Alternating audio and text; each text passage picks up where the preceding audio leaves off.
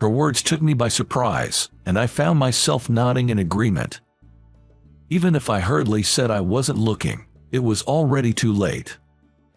Moreover, she went on to say something absolutely astonishing. At first, I was like, what is she talking about? But her words concealed a gentle sentiment. Those words became the turning point, and both our lives changed dramatically after that. My name is Jake, 23 years old. After college, I failed to get a proper job and ended up working part-time at a resort hotel. Well, I guess I'm what you'd call a part-time worker.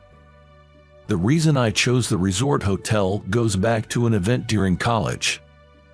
When I was in my junior year, my beloved grandmother, who always doted on me, passed away.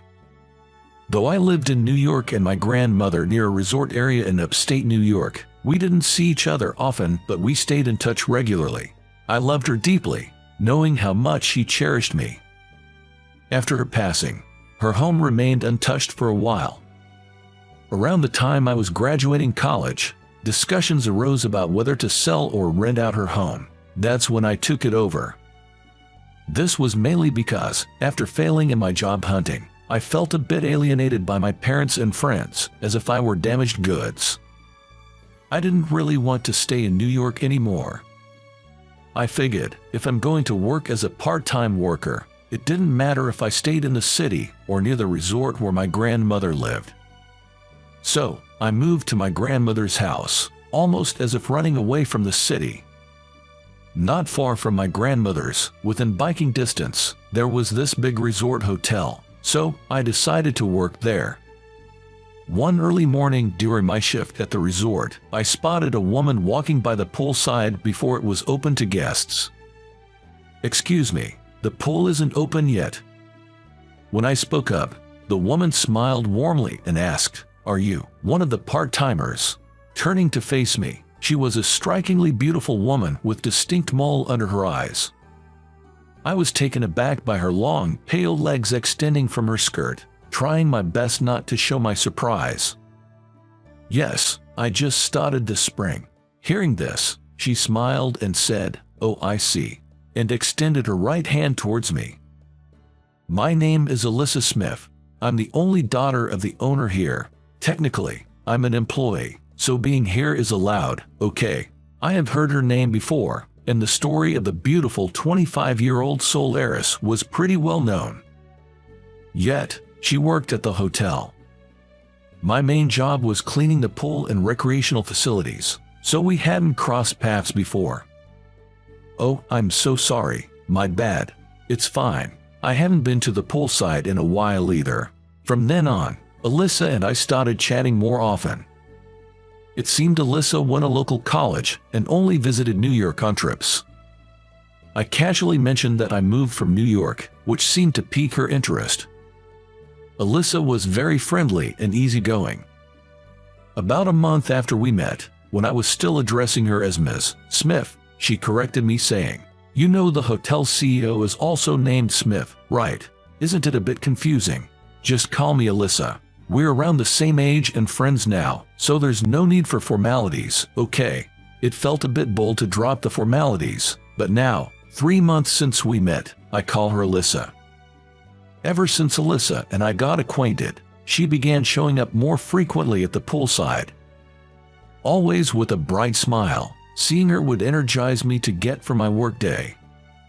However, on a day in early July, Alyssa came by the pool, but her usual cheerful expression was nowhere to be seen. I was just about to take a break, so I guided Alyssa to the break area and offered her some cold drink. Even as she sat on the sofa, her face remained downcast. Wondering what had upset her, she finally broke the silence. "Can you help me convince my family?" "Huh? Convince? About what?" I was baffled, and seeing my confusion, Alyssa quickly added, "Oh, I'm sorry, I should have been clearer. I'm facing a dilemma and could really use some advice. It's for the sake of my family." As she shared her story, it turned out that Alyssa's grandmother had fallen ill. She had been battling the illness for a long time, and recently, the doctors had hinted that she might not have much longer. Her grandmother's dying wish was to meet Alyssa's future husband. But Alyssa isn't currently dating anyone. Thus, her parents had arranged a matchmaking date for her. However, according to Alyssa, she absolutely can't stand the guy they've set her up with. The thing is, that guy used to bully me when we were kids. I don't even want to see him again. Well, I've heard that those who've been bullied never forget, so it's not surprising. Why not tell your parents the truth about it? I tried, but they just brushed it off, saying it was just childhood stuff. I later suggested that she could go on the date and then gently decline, but Alyssa immediately dismissed that idea, not even wanting to see the guy's face. But Alyssa's parents had said, if Alyssa has a boyfriend, of course, we won't set up the matchmaking date. But you don't, do you? So why not just give it a shot? We want to see Grandma happy, and we're worried about your future.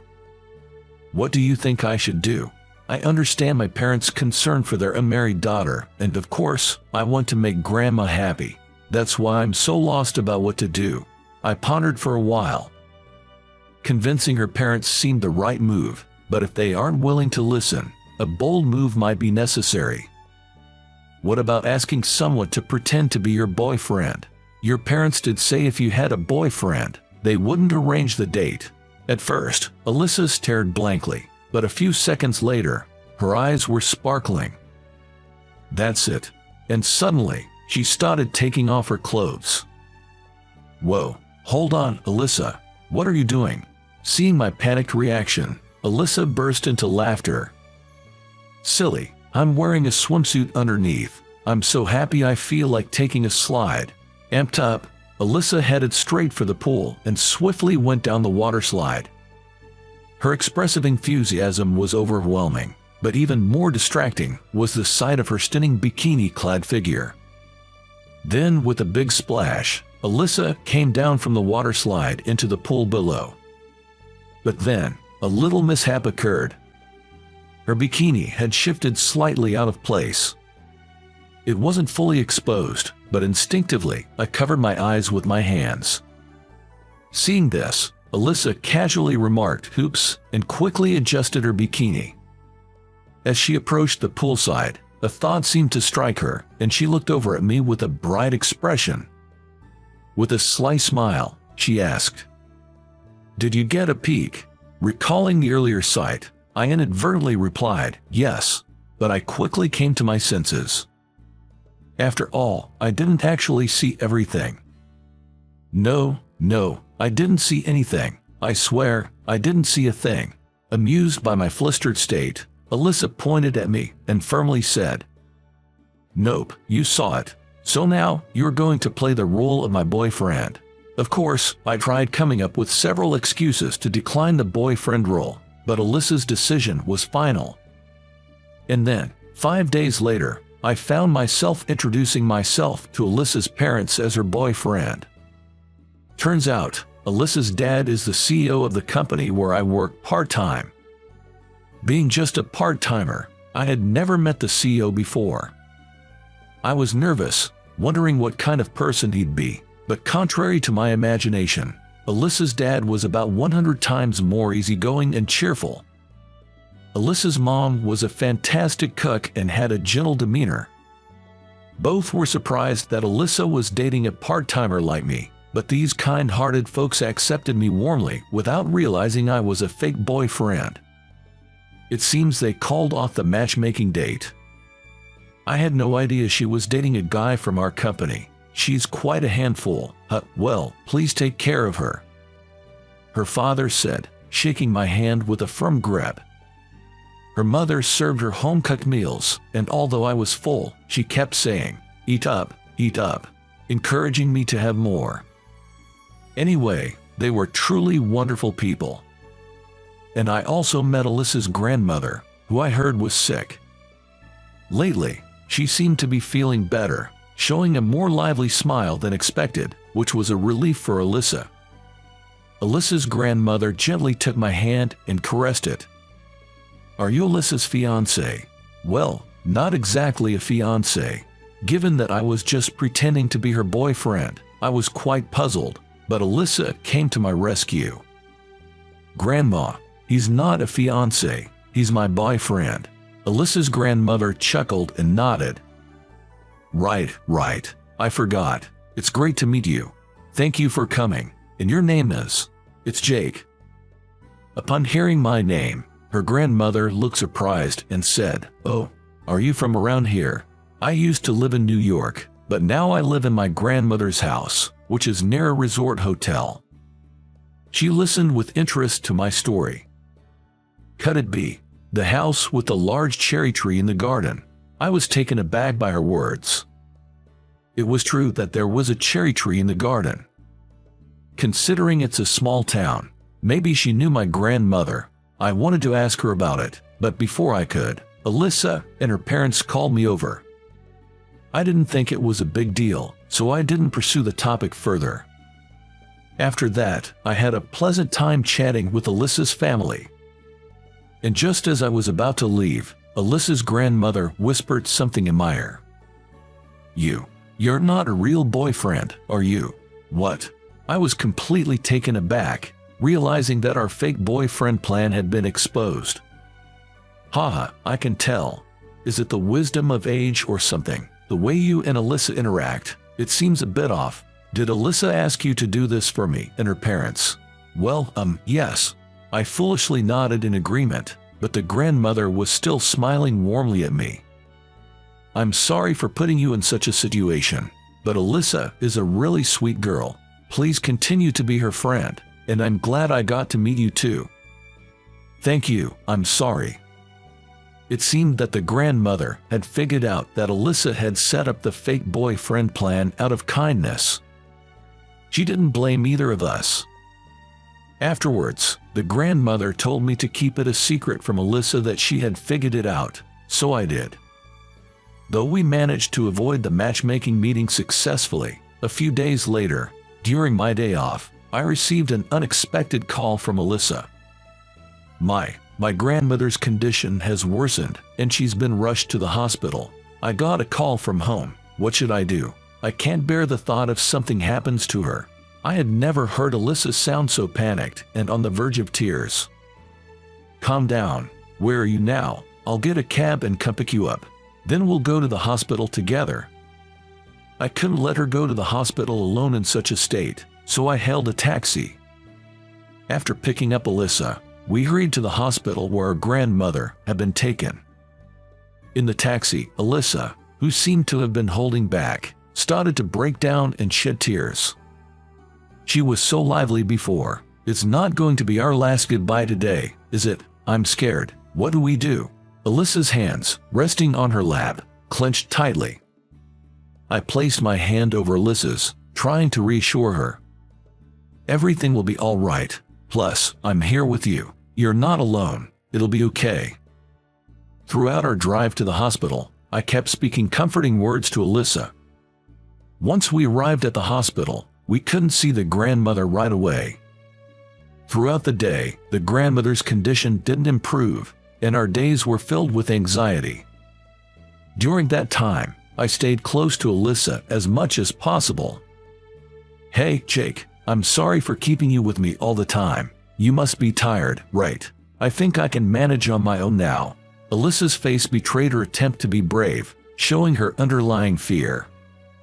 To begin with, I was happy that Alyssa rallied on me when her grandmother was taken to the hospital. If being by her side could ease Alyssa's worries even a little, I wanted to be there for her. "It's okay. I'm concerned about your grandmother and about you. I want to be here." With those words, I stayed by Alyssa's side. 3 days after the hospitalization, the grandmother's condition finally stabilized, and we were allowed to visit. Right after the visit, the grandmother looked frail, which made me anxious. However, as the days passed, she began to recover, and by the end of 2 weeks, she had regained her cheerful smile. The doctor told us that the worst was over, and the likelihood of her condition worsening abruptly was low. One day, during our visit, the grandmother looked at Alyssa and me and gave us a mischievous smile. Then she said, "You too. Things are going well, huh?" At that, both Alyssa and I blushed. In fact, since Alyssa's grandmother was hospitalized, I realized I wanted to be there for Alyssa, to support and protect her. So after hearing from the doctor that her grandmother's condition had stabilized, I confessed my feelings to Alyssa. It turned out Alyssa felt the same way about me, and we had just started dating a few days ago. It seems there's no keeping secrets from the old lady. Haha, you two make a lovely pair. Instead of just being a boyfriend, I'd love for you to be my grandson-in-law soon. Besides, if you're Terry's grandson, I'm sure you'd make Alyssa happy. Hearing that, I was taken aback. I remembered the sound of the name Terry. A few of my grandmother Theris's friends had referred to her as Terry during her funeral. Alyssa seemed just as surprised. Who's Terry? Jake's grandmother. Wait, do you know Jake's grandmother? Alyssa's grandmother nodded emphatically. Of course I do. As the story went, my grandmother Theresa and Alyssa's grandmother had been childhood friends. Both were born and raised in the same small town in Nebraska and later married there. Even in their golden years, they frequently met up for coffee and chats.